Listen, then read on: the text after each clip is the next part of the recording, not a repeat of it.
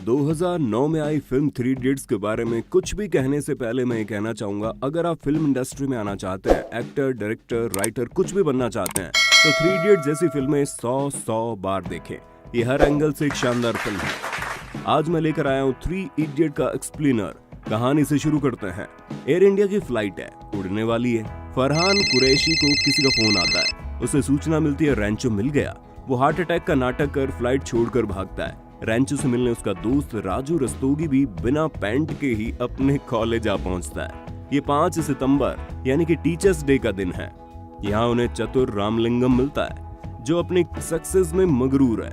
वो कहता है रैंचो ने 10 साल बाद यहीं आने का वादा किया था पर आया नहीं क्योंकि वो शर्त हार गया। चतुर के पास रैंचो की एक तस्वीर है जो बताती है कि वो शिमला में है। अब ये तीनों शिमला चल पड़े हैं रैंचो से मिलने। यहाँ बहती हवा सा गाना शुरू होता है और फ्लैशबैक में शुरू होती है रैंचो की कहानी। 10 साल पहले ये सब इंपीरियल इंजीनियरिंग कॉलेज में पहुंचते हैं।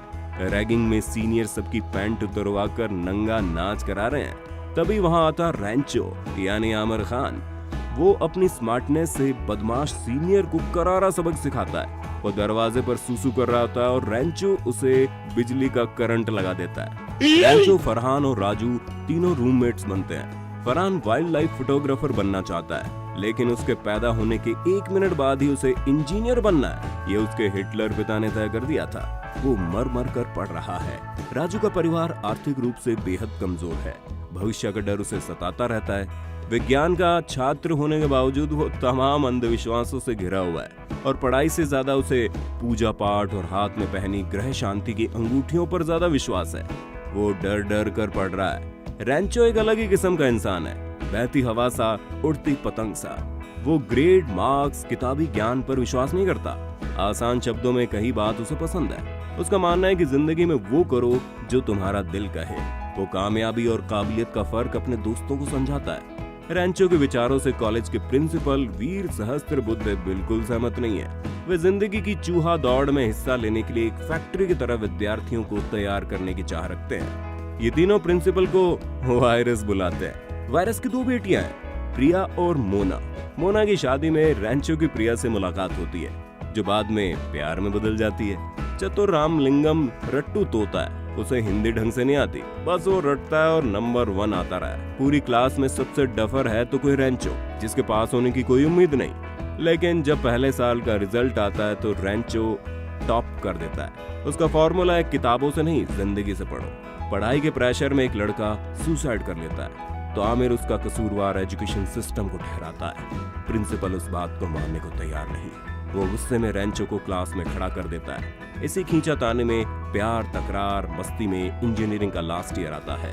रैंचो फरहान को फोटोग्राफी और राजू को बिना डर की जिंदगी जीने के लिए तैयार करता है पर खुद गायब हो जाता है। फ्लैशबैक से करंट टाइम पर लौटते हैं। शिमला में बताए पते पर पहुंचते हैं और पता चलता है रैंचो की डिग्री पर कोई और इंजीनियर बना हुआ है। तय में जाने पर मालूम होता है कि रैंचो बहुत गरीब था, इसलिए राजा साहब से सौदा हुआ था। उनके ढपोड़ बेटे के नाम पर पड़ेगा और शर्त ये थी किसी को कुछ नहीं बताएगा। रैंचो का पता लेकर ये लोग लद्दाख पहुंचते हैं। रास्ते में प्रिया को भी अगवा करते हैं जिसकी शादी होने जा रही थी।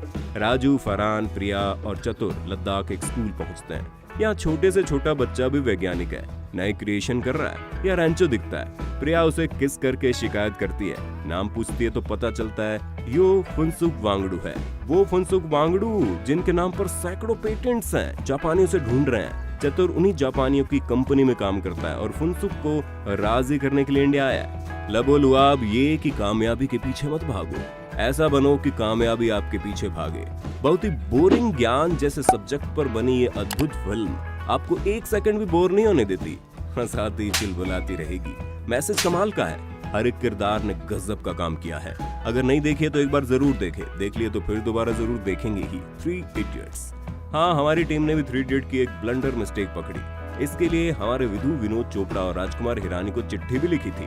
दरअसल असली रणछोड़ दास से फुनसुक वांगडू यानी रैंचो को पता पूछते हुए फरहान और राजू उसे जो अस्थियों का लोटा देते हैं उसका ढक्कन गटर में गिरा दिया जाता है, जबकि उनके रवाना होते समय जो लोटा वो रणछोड़ को देकर जाते हैं उस पर ढक्कन लगा हुआ दिखता है। इसे हम फिल्मी जुबान में कंटिन्यूटी मिस्टेक कहते हैं। मामूली सी चूक। बाकी इस फिल्म में कोई कमी हमें तो लगी नहीं।